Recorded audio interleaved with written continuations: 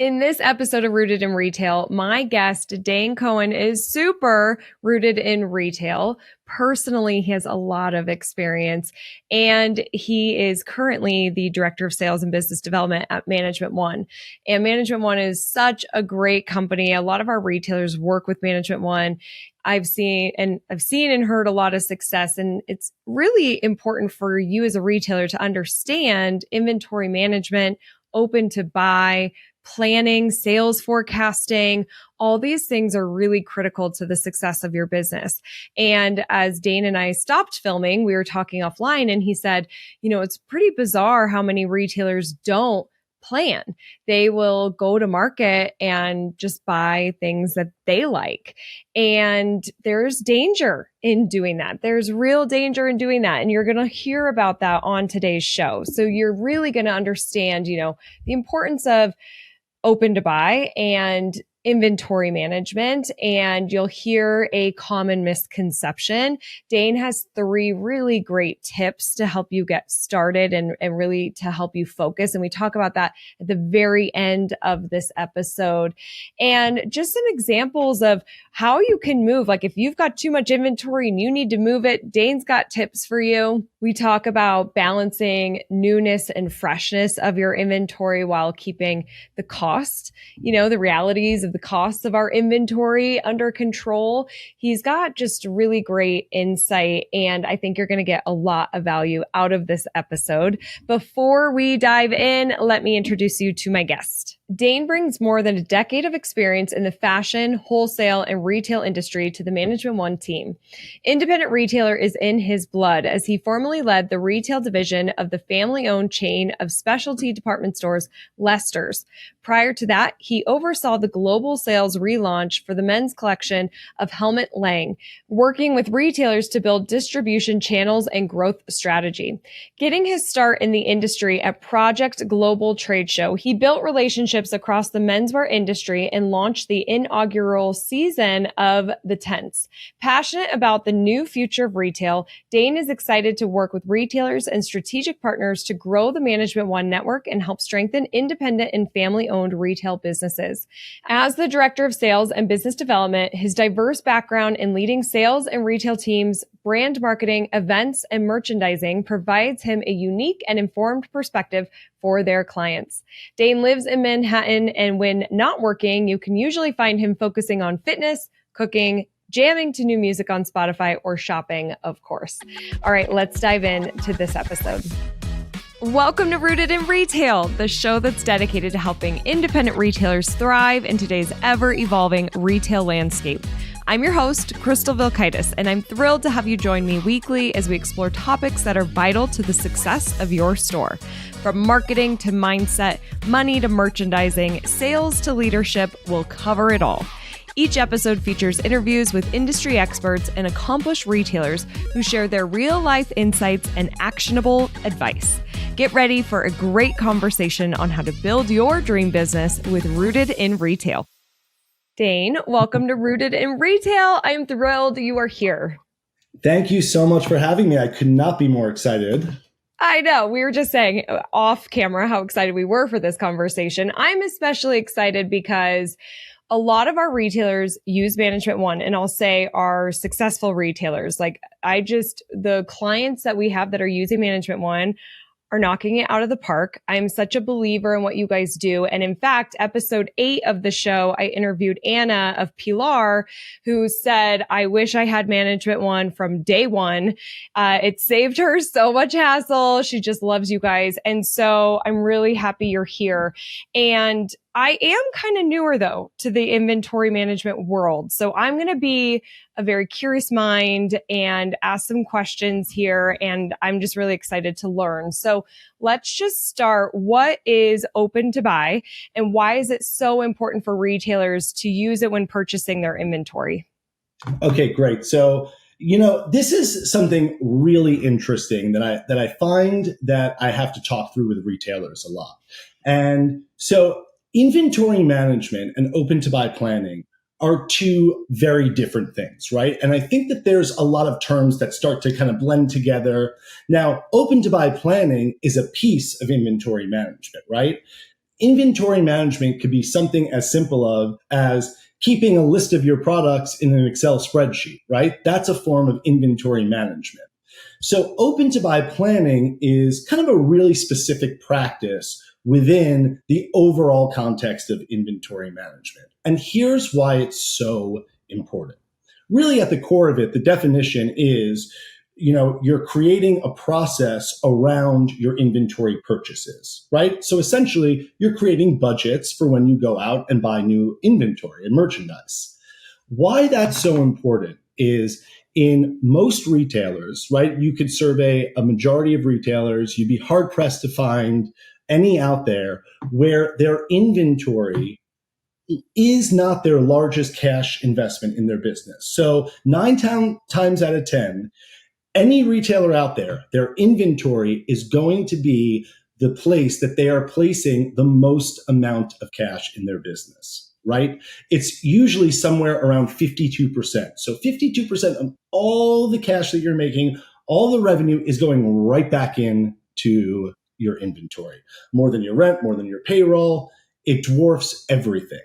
So creating budget and a process around how you're going to buy and how you're going to purchase, there really aren't many things that could be more important to the success of a retailer.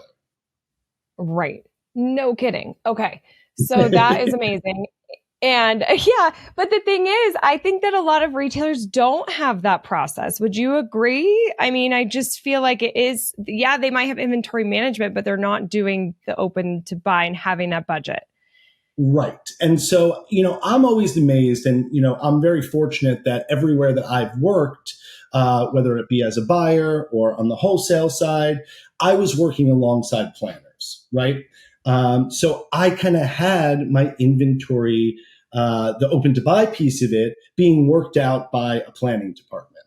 And if you look at any major retailer, I mean, take a Target, a Walmart, a Bloomingdale's, Macy's, they have full planning departments and full buying departments. And those roles are very different. It's a little bit left side brain, right side brain, right? Someone who is a great buyer, who's an excellent merchant, who has a understanding of the customer needs, who can spot trends ahead of time, who could curate assortments, who can really be on top of who's the next best vendor out there and what brands are emerging, may not be the same person that is the qualified to do a full, planning and buying planning system for your retail business. So as independent retailers, we have to think with both sides of the brain, right? You're your own buyer, your own planner.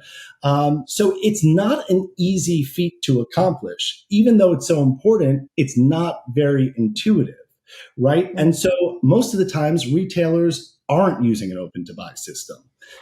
They're kind of going into market, and for some respects, they're just winging it, right? They go, they see what they like, they make their purchases, they stock up, and they let the chips fall where they may. So, I always encourage, and I'm very direct about this. There are a few different ways that you can get involved with inventory planning. We were just both at the Whiz Bang Retail Success Summit. They have a great intro system to, how to think about open to buy planning, right? That may be a great place to start.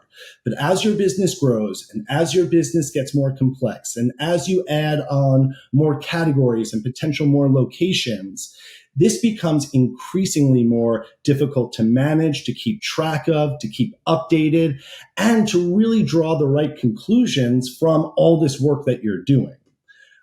So I am a firm believer that there is not a business out there, not a retail business out there that will not benefit from open to buy planning, right? The fundamentals of retail will always work in your favor if you make them work for you. So I think it's really just about get started, take some action. Whether it be planning at a really high level or whether you really want to kind of go more specific into your categories and really see where you can really achieve growth in your business. Yeah, and Dane, will you take us a little bit like behind the scenes here? Because I remember I was at a Management One event with all of your affiliates a couple years ago, and I was having breakfast with these ladies who were talking about like their coaches, they help retailers, they use your software, and they were talking about the data that you guys have on, if I'm saying this right, all the classifications, all the different types of products out there that these retailers are buying, and you can forecast trends, and you can help from a planning perspective of what the consumers are buying, and based off of your data. And so I'm looking for a little behind the scenes of like, what does that give? And then how are you planning? Like, how are you helping the retailer plan? I'm assuming you're using your data, but then how else do you do that? Yeah, so I think the best way to think about it is through the lens of your category structure and hierarchy, right? So a great retail business really sits on the foundation of a great category structure because at the end of the day, product is the most important thing, right? That's why people are coming to you. They want a great experience, but they really want that amazing product. And so how do you keep track of all of that, right? Is it just everything's flowing into your POS system and nothing's being labeled correctly? Or do we have a really firm understanding of what everything that is being sold falls under, right? So, Mhm. candles maybe behave very differently than footwear, right? You may be a business that sells both. Women's dresses may even really be a different type of business than women's t-shirts. There's different seasonality. There's different customers for it. There's different price points. So being able to track how each category is performing within the overall business is so foundational to the success of how you are, one, just tracking your business, but two, going to make future decisions about what to purchase. So I think a Mhm. lot of it starts there, right? That's where a POS system is really going to give you the best results. If you have everything labeled correctly, if you're kind of following a process, because listen, even the smallest mistake, right? If you spell t-shirt one time without a dash in it, right? One time it's t-shirt, one time it's t-dash shirt, that could throw off the entire category structure of your business. It's crazy, right? Wow. And Yeah. and so what we're able to do is once we're able to pull the right data and look at the business how it should, right? Where each category is almost like a mini business within your larger business, we can then start seeing how has it performed in the past. And based on that, we can start putting in predictive formulas to see where we can grow this to, right? What's the true Mm. potential of this category? Or vice versa, right? Maybe you've been investing your hard earned cash into a category that's just not performing for you, right? A Right. lot of times we see a retailer that may have this passion category, right? I love food, so I brought in some honeys and preserves and jams, right?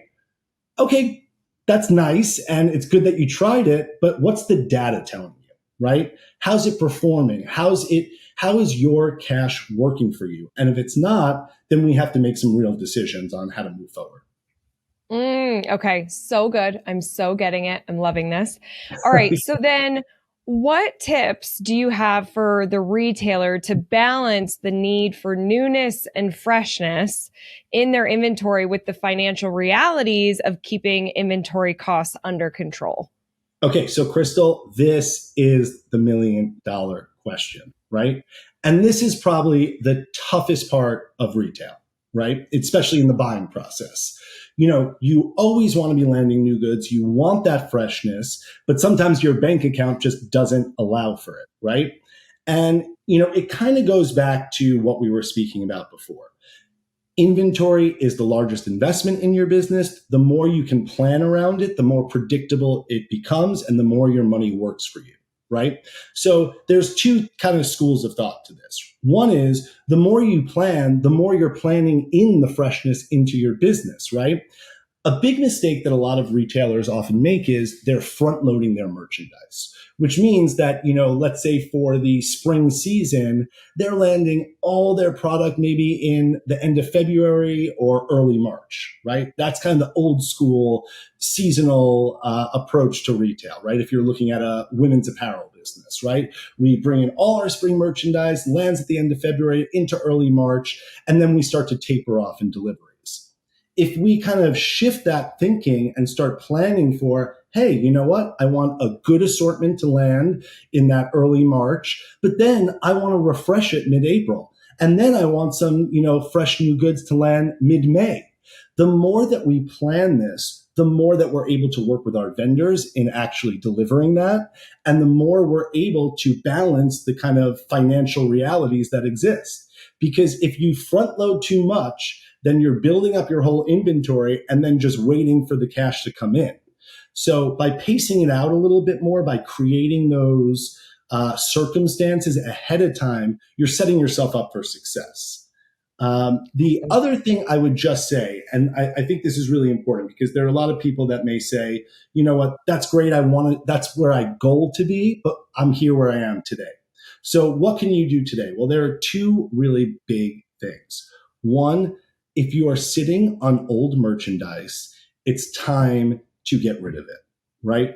And I think that retailers' perception of what old merchandise is can be really run the gamut, right? So someone may think 8 weeks old is old, right? And someone may think 8 months is old. So really, sometimes I speak through the lens of women's apparel, so it's going to differ from, vertical to vertical. But once you get past that 8 to 10 week point, you're starting to see exactly how the customer's voting on this merchandise, right? They're voting with their wallets. So if something is not moving, if something is sitting there, if the sell-throughs are just not getting, inching up, if you're starting to see the receiving dates get further and further away, right? We always like to say merchandise and inventory should never have a birthday. So and that is a reality that not many retailers take to heart. It really is so super vital that I would say that a sell-through report and an aged inventory report are a retailer's best friends. Start to look for what's having a slow start to the season, start to look for what's been there for too long, and that is a great way to generate cash. So if you feel tight, like you can't bring new things in, the best way to make room for them is by clearing the old out. And that's going to free up cash. It's going to put it back in your pocket, and hopefully you can invest it in new, more exciting, more relevant, productive merchandise. Awesome. So good. So good. I love birthdays, but we don't want them with the inventory. All right, people? We don't want No way. Yeah. All right. Okay. So talking of freshness, you said something at Evolve that really blew my mind. So for retailers to re-merchandise their store and have it look fresh, you said that the average boutique re-merchandises 3 times a year, where Zara, the major clothing brand, does this on average 17 times per year, which I was like, whoa, that is nuts. But then as I started to think about it, every time I walk by the store, I'm seeing new stuff. So is there a magical number of how many times the retailer should be re-merchandising their store? Yeah, so I'm gonna the statistics. Let me just kind of roll back. The statistics a little bit different than how I included in my presentation. So, okay. But I think it's more mind blowing. So get ready. Okay, the average amount that a Zara customer visits their store, their local Zara, is 17 times a year. They're walking into their local Zara 17 times a year, which is crazy. Any retailer would be over the moon for that, right? And that's why they're the largest boutique in the entire globe, right? They've nailed this. The average amount that a boutique, an independently owned boutique, gets their customer to visit is 3 times a year. Now, one of the biggest components that Zara uses is visual merchandising, right? So there's 2 really tremendous things that they do. Remember how we were just talking about that aged merchandise? Their timeline for aged merchandise is 6 weeks. 6 weeks. Wow. If merchandise goes past 6 weeks, they take it out back and it is done. Okay. So they are constantly moving goods through their business. They don't want you to walk in and see the same thing twice. And so that's where the visual merchandising piece comes into this. They change their windows. They change their floor mannequins. They change their, you may see a blazer one week in their suiting department. And then the next week it's, over a t-shirt with a pair of shorts in their summer department. So they want you, even if you're seeing the same product twice, you're seeing it in a different way. And listen, one of the reasons why people only visit a private independent boutique 3 times a year is because sometimes they walk in and they just see the same stuff. You have to give your customer a reason to come back. So again, there's 2 ways of doing this, right? You're going to plan for freshness in your open to buy. So you're constantly going to be flowing in new merchandise. But then once it lands, it's got to move. It always has to be on the move in your store. And so the way I like to think about visual merchandising is 2 ways. You have floor sets and then you have moving inventory around. So a floor set is when you're creating a seasonal presentation. That's when you're creating, a story that you want to tell. And so that may happen, twice during a season, right? You want to get that first seasonal presentation and then maybe you flip that floor set a second time during the season. In terms of floor moves, this is where you really have to be powered by data. So you have to see, right? We go back to that sell-through report. Where are there slow moving categories? Where are there slow moving products? And then start moving them around, right? If something's not working because you maybe paired it, you have a great sweater and you paired it with a pair of jeans and it's sitting on a table with jeans and sweaters, maybe you have to move it. Maybe you have to move it to another place. Maybe put it with a pair of shorts and show a different way of styling it, right? So the more we can move things around, and that could even mean something as simple as it's sitting in the back of the store, let's move it up to the front. Or you have a great accessory that you really were excited about when you bought it in market, maybe show it by the cash wrap, right? Get the eyes on it. So you constantly want to be thinking about how I can move the pieces. And then you want to do probably 2 seasonal floor sets to really tell a story. Okay. That makes a lot of sense. And for anybody that's listening, like Dane mentioned, he's using boutiques and clothing as an example. But if you're a pet store, if you're a toy store, if you're a hobby store, all this applies. Like you're looking at how can we move things around? What's seasonal? Like this also applies. And I feel like there's got to be people listening right now being like, oh, I've got some opportunities to move some stuff around and try some different things here. And ideally, we're really looking at the data too and planning, like you said. So what happens if a retailer has too much inventory and they need to move it? Like what should they do? Yeah. So, this is where we kind of, and listen, this is one of the most, if not the most common complications that come up when dealing with inventory. Overbuying, overstocking your shelves. You just have too much. And I think this is when you really have to think markdowns are a tool. There is a reason that markdowns exist in retail. Every retailer takes them. Every retailer deals with it. I promise you, you will not be the first retailer out there that figures out how to cancel markdowns. They're just not going anywhere. Okay. Right. It's a cost of doing business. So use it as a tool, right? Use it for what it's intended for. So again, and I may be preaching to the choir, but we kind of go back to those tried and true principles. Look at your aged inventory report. Look at your sell-through. And this is where inventory management becomes really important. If you're keeping track of your receiving, if you're entering your purchase orders, if you're tracking your inventory, then you can make decisions based on what that tracking is telling you, right? So if you have product that's been sitting there, and again, the customer has voted no with their wallet, it's time to think about strategies to get it out of your inventory. So listen, markdowns could look a lot of different ways. There's maintenance markdowns. So that's really kind of in season, just looking at, hey, what's been on the floor for more than 10, 12 weeks? And maybe I could just change the price to the markdown price, right? I don't even have to put it in a markdown section. I could just let it sit on the floor at the new markdown price. Maybe it's running a promotion. So let's say you're a home decor store and your table linens just are not performing, right? Maybe there's a weekend promotion for 20% off table linens, but it's focused, right? It's giving your customer an area of focus. So then they walk in, they go, oh, that sounds nice. Maybe I'll check out the selection, right? It stimulates some purchasing.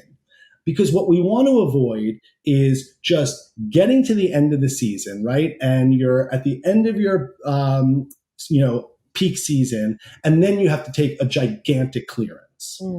That's what we want to avoid. The sooner we could catch where we're overstocked by category, remember we go back to that category management, the sooner that we see where the trouble zones are, the sooner we can start to put in, real solutions to mitigate it, right? So markdowns, I think, are just kind of the most effective way, but there's some other strategies too, right? Visual merchandising is a strategy. Marketing is a great strategy, right? You have something that's slow selling, get it every channel you can, get it out there, right? If you went in and you bought into this new sandals, right? You bought sandals for the first time, you're bringing them in and they're not selling. You better be screaming from the high heavens everywhere you can, Facebook, Instagram, wherever, that you have new exciting sandals, right? And if we've done everything we can and we've changed the floor location, we've marketed it on all our social channels, then if it's still not selling, if it's still not doing the business that we expected it to do, it's time to really look at a markdown. Awesome. So good. So many great steps that retailers can take in there. Lots of great ideas. Obviously, use that social media from the marketing perspective. That can help. All right. Can you share a success story where effective inventory management led to substantial improvements in a retailer's cash flow? Yeah. So one of the things that I haven't really talked about yet is the cash flow piece of this. So I do want to share a success story, but I just want to talk about the cash flow piece of this for a moment, because I think it's so important. And here's the real interesting part about retail in specific as a business. You can be profitable as a retailer and be cash poor, right? And it's because, right? And it goes back to that same reasoning. Your money is constantly going back into inventory. So if you're not purchasing correctly, if you don't have budgets around your purchases, you could be selling nicely and have a nice selling margin. But if you're overbuying and just putting your dollars back into the wrong inventory too much, the wrong places, you will constantly be taking one step forward, two steps back. So the key to unlocking cash flow is, again, by really being able to pace out your purchasing, right? What's the right amount? What's the right time to land it? So I like to think of retail like this. Retail takes a lot of product talent. Great retailers out there, they understand their product. They understand their customer. They have a vision. Those are skills that you can't train, right? Those are real kind of talents and entrepreneurship. Everything else is a math equation, right? There are just certain fundamentals of a successful retail business, whether you're the most talented merchant out there or whether you're just starting out. There are just real fundamentals to how to be a successful cash positive business. So the more we can put those principles into effect in your business, the more successful you'll be and the more it will highlight your talent, right? Because a lot of times retailers, independent retailers, their talent is the product. Their talent is the selling and the understanding their communities. So I want to, with that being said, I'm going to read, I came prepared, a little testimonial. And this is an email I got unprompted right after both Evolve and Whiz Bang Summit, right? So this is a client of Management One's. They're a Evolve attendee. So they're obviously looking to educate themselves. They came to Evolve. They came to the Whiz Bang Retail Success Summit. And here is what they wrote. This is truly the best thing I've ever done for my business and myself. Management One and my coach has offered me so much more than inventory planning. My self-esteem has grown along with my skill set. I've spent the last 19 years feeling like a misplaced artist with a full-time side hustle, and now I have a career. Oh, And wow. so, again, I kind of go back to, right? We have some incredibly talented people in our communities. They're coming to evolve. They're coming to the summit, right? They want to learn more about how they can take their talent and really take it to the next level. And so, getting an email like this just makes my heart melt, because when we're able to match those two things up and start seeing, what Kristen was able to do. This is Kristen Ruggieri from Attitude Dance and Activewear in Norwalk, Connecticut. And what we were really able to do with her by fine tuning some of the budgets around her purchases, we were able to increase her sales while decreasing the average amount of inventory she was carrying. So that's really the secret sauce. And we learned a lot about this in COVID, right? Because it was really difficult to find merchandise. And all of a sudden, retailers were able to do the same, if not more business with less merchandise. So we don't want to let that lesson fly out the window. You can do just as much sales, if not more, with less inventory on hand. And when you get that formula down, that's where the cash flow really comes in. Wow. So powerful. What a big lesson. And what an incredible testimonial. That's so meaningful. I love that so much.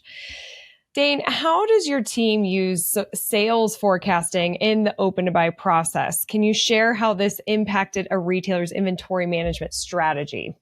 Yeah. So sales forecasting is the foundation of open to buy planning, right?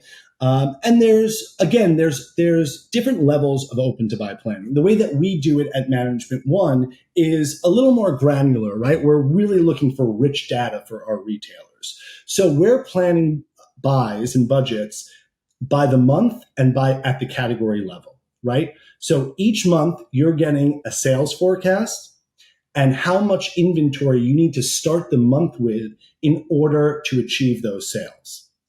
And you're getting that on a category by category level.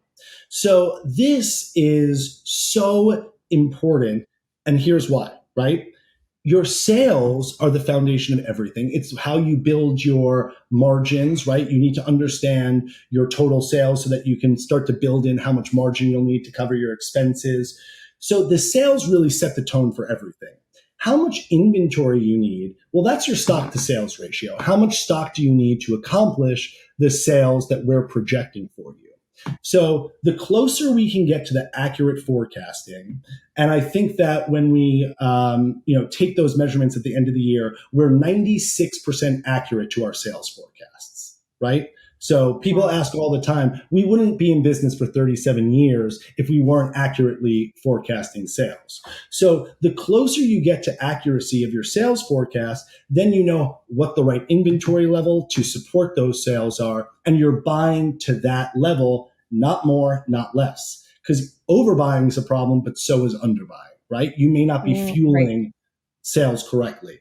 So sales forecasting is really the foundation that everything builds from.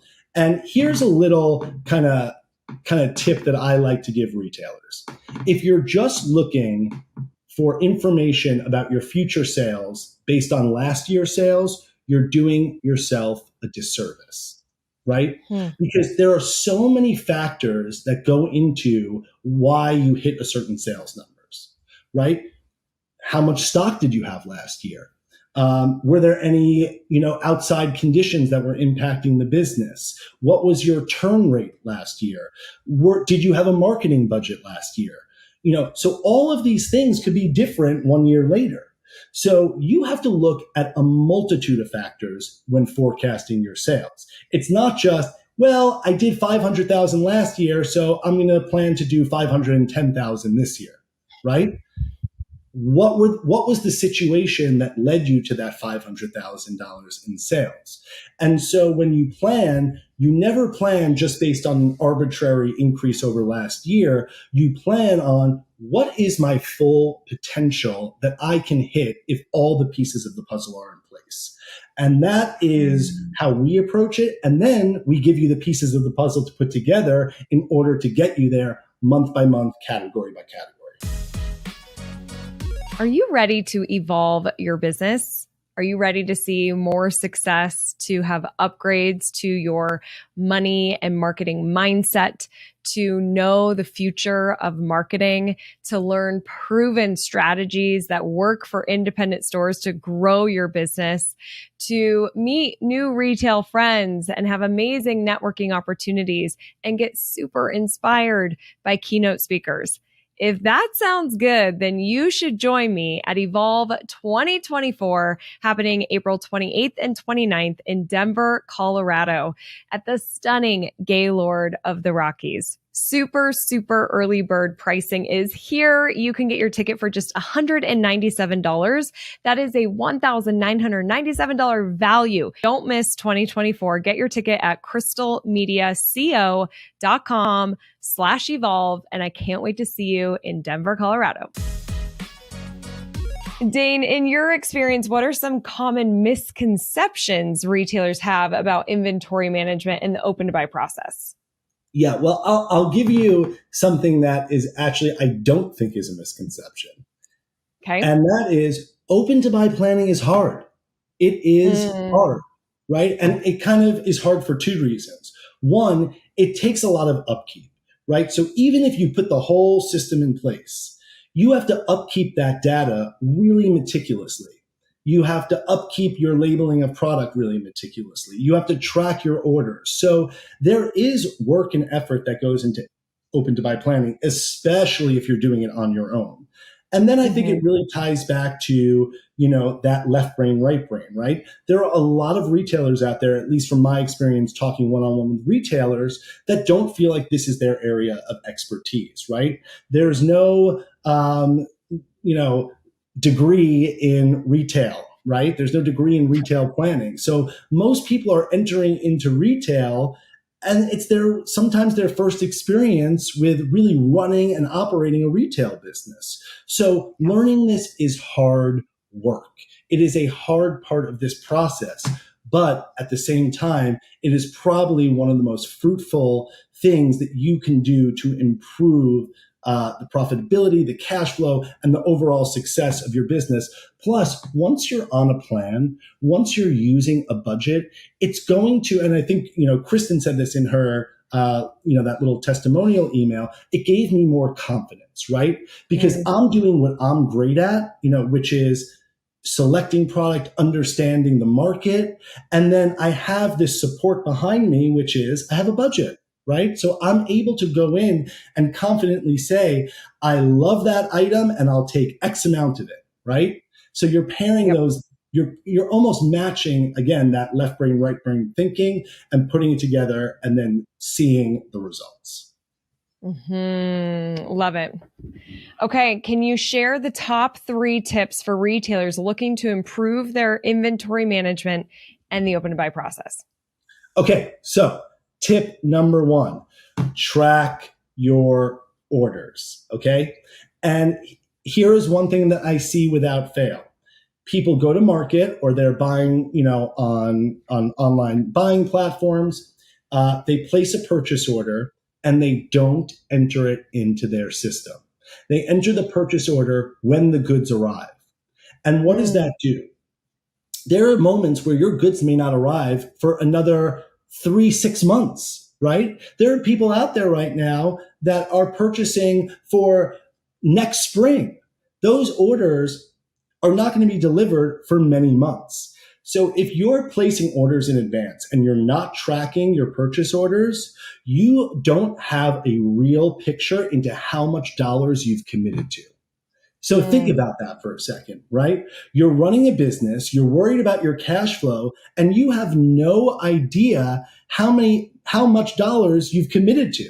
right? How much you're Wow. going to be expected to shell out once that spring season hits. So tracking your orders, and there's so many great technologies out there that can help you with this. Whether you're, whatever POS you're using, whatever, kind of technological place you're at, even an Excel spreadsheet tracking your orders would be a huge improvement over flying blind. But so tip number one is tracking your orders.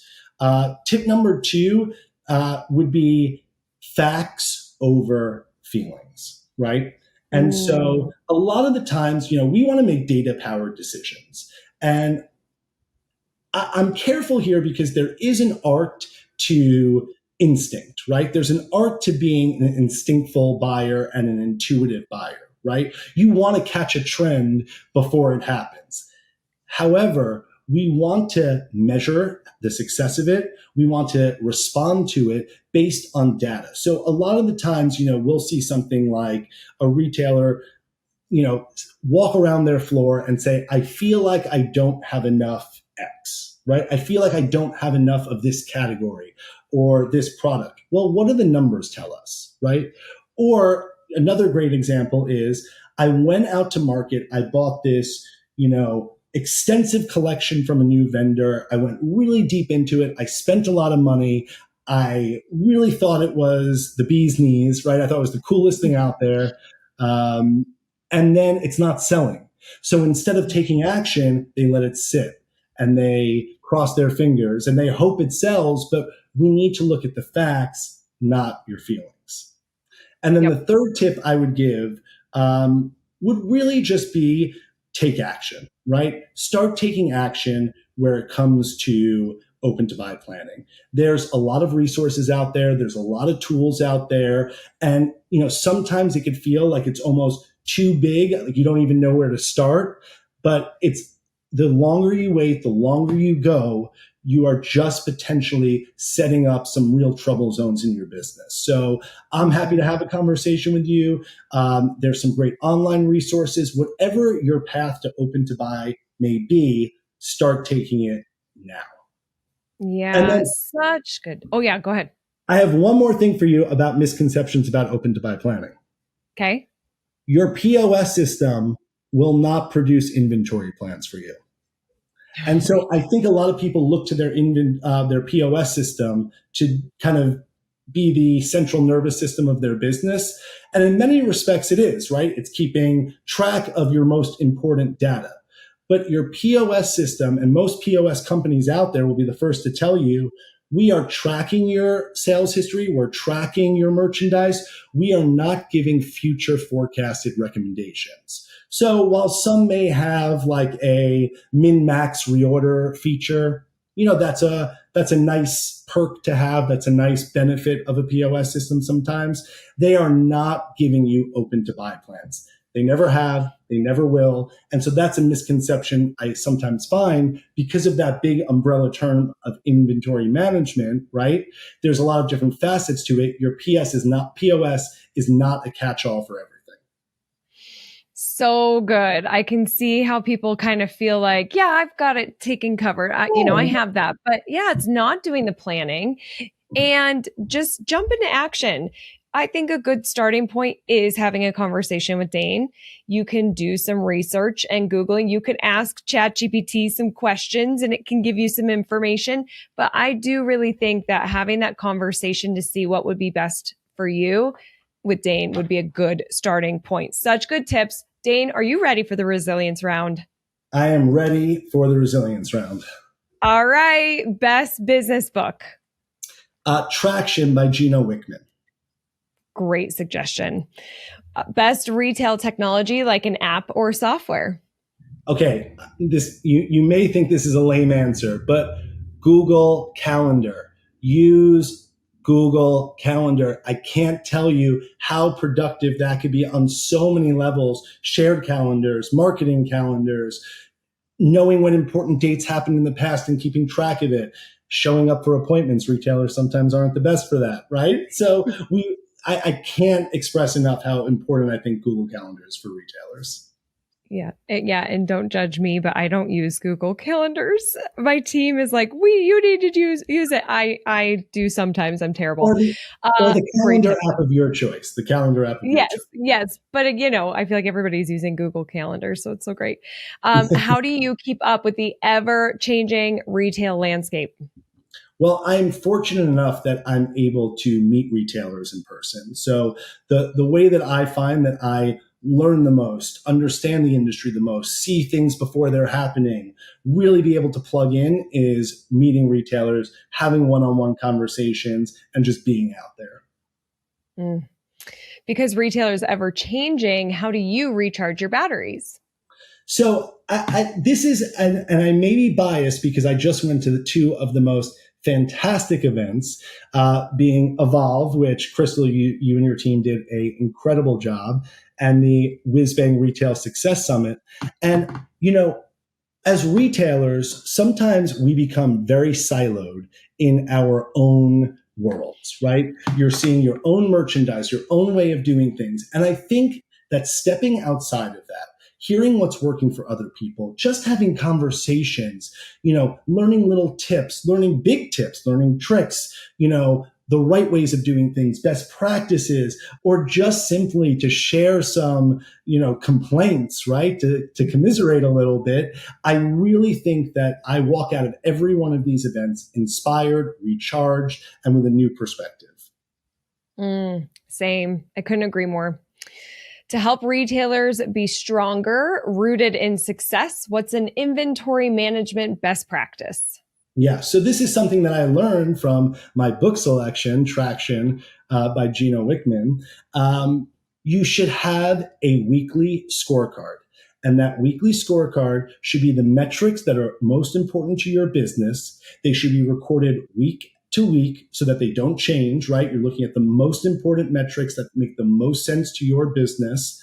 And however you develop that, we can definitely have a conversation about it. It may be something that's really personal to you, but track it every single week, meet with your team about it every single week, because you'll never know how to track your growth, your progress, your problem areas, where you're falling behind, if you don't have a consistent method of viewing it. So a weekly scorecard, so important.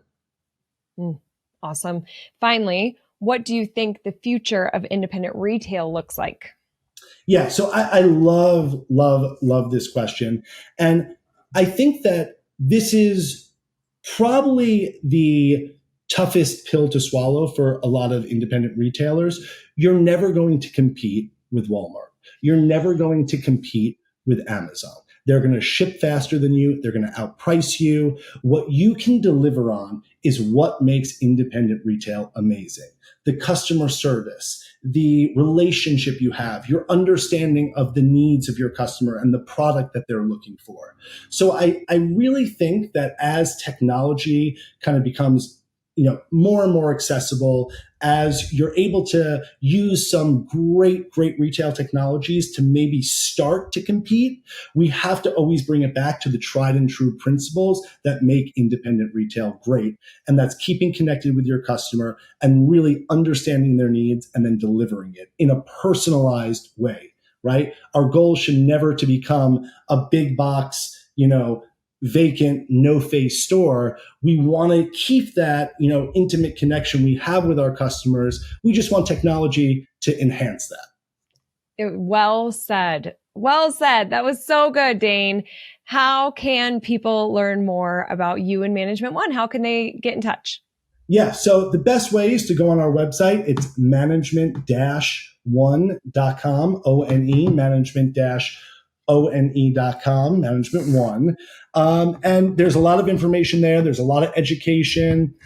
You can contact us directly through there, or I'm happy to provide my email if you want to give it out there to the world. I am more than happy with that. And listen, I really say this. Our whole team at Management One is passionate about independent retail. And we would be more than happy to have a conversation with you, a first step. It may not be right for your business right now. It may be the best thing that could ever happen to your business, but we got to start somewhere, and let's have that conversation and see what's right for you. And I just want to give a plug because like I mentioned earlier, I went to a conference that Management One was doing with their whole team and everybody that works there. And I was just so inspired by the education that they provide internally and their genuine passion to help retailers. And that's the type of people that we want on the show and that we work with at Crystal Media. And I can't endorse you guys enough. And then I just also want to say, you guys do amazing educational events, webinars, join the email list. I always get value out of your guys's newsletter that you email out. I think it's a couple times a month, but definitely connect. There's great resources available. We'll link to the site as well as provide Dane's email. And Dane, thank you so much for being here and sharing everything today on the show. Thank you, Crystal. Can I make one more? Yeah. I just wanted to say that, kind of the next level in terms of open to buy planning is when you start getting your marketing involved, right? So once you have this all involved, these two things coexist beautifully. So it's so great to work with you directly. We're both on the same mission to help independent retailers. We're both coming at it from two different, areas of the business. But once you have everything flowing, right, and you can start using data to power your decisions, it's like the clients that are going to be the most successful, like Kristen, are the clients that are, in your universe, in our universe, and bettering themselves all around. So, it's just so great to be here and so great to be a partner of Crystal Media. Yeah, teamwork makes the dream work, right? Yeah, we love helping these retailers make their dream work. So I so appreciate your time and for you being here, Dane. This was awesome. I learned a lot. And everyone who is listening, remember that I am rooting for your success. And I hope you have a great week ahead. Thanks, everyone. Bye. Thank you so much for being here. It means the world to me. Don't forget to join the Rise and Shine newsletter, which is social media news you need to know, sent via email every Monday morning. Go to crystalmediaco.com/rise to join. And don't miss the newest episode of Rooted in Retail, which drops every Sunday morning.